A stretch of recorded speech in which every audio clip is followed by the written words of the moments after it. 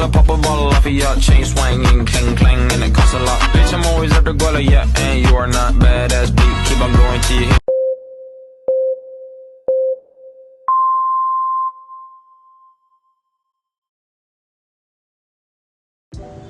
Bismillahirrahmanirrahim. Assalamualaikum warahmatullahi wabarakatuh.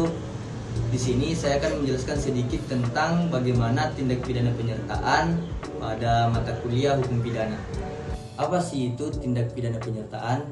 Tindak pidana penyertaan menurut UTH di sini, walaupun perbuatan mereka tidak memenuhi seluruh unsur tindak pidana, tetapi mereka tetap bisa dimintakan pertanggungjawaban karena tanpa ikut sertaannya mereka, tindak pidana tidak akan terjadi. Adapun macam-macam atau bentuk-bentuk tindak pidana penyertaan yaitu terbagi menjadi dua. Ada pembuat dan ada pembantu. Pembuat terbagi menjadi 4. Yang pertama, yang melakukan atau pleager. Yang kedua, yang menyuruh melakukan atau non-pleager.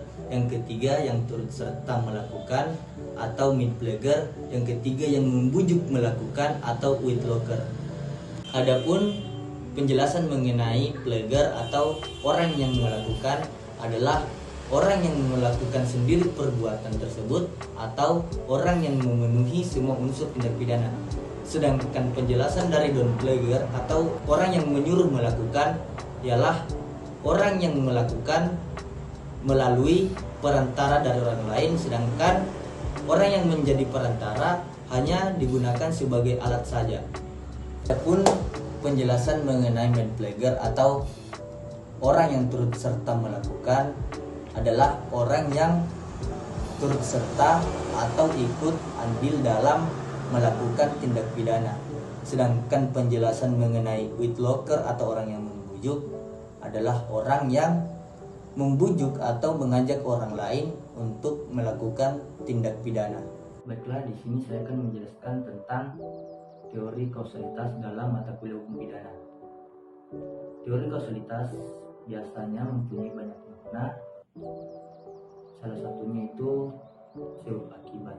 Tetapi di dalam hukum pidana, teori kausalitas atau kausalitas biasa disebut sebagai mencari sebab yang menimbulkan akibat, sehingga kita tahu bahwa siapa yang akan kita minta pertanggungjawaban atas akibat yang ditimbulkan seseorang tersebut.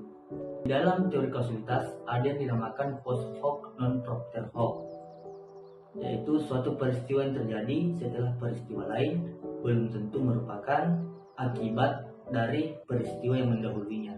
Nah, untuk menjawab suatu tanggapan tersebut, di dalam hukum pidana sendiri secara umum telah berkembang beberapa teori atau 3 teori.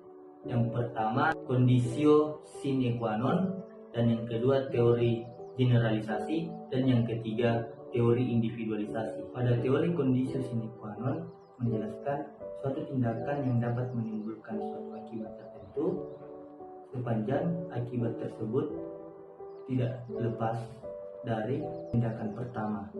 Jadi conditio sine qua non di sini ketika yang menimbulkan akibat tersebut lebih dari satu, maka yang diminta pertanggungjawaban juga lebih dari satu. Pada teori generalisasi sangat bertolak belakang dengan teori yang pertama, yaitu teori conditio sine qua non, karena pada teori ini hanya mencari satu saja dari sekian banyaknya masalah yang menimbulkan akibat.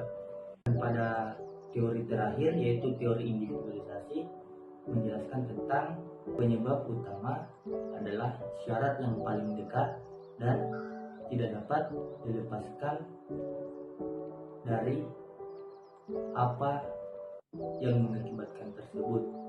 Contoh misalkan ketika ada korban pembunuhan, maka kita harus melakukan tes forensik atau tes forensik untuk mengetahui siapa yang mengakibatkan pembunuhan tersebut.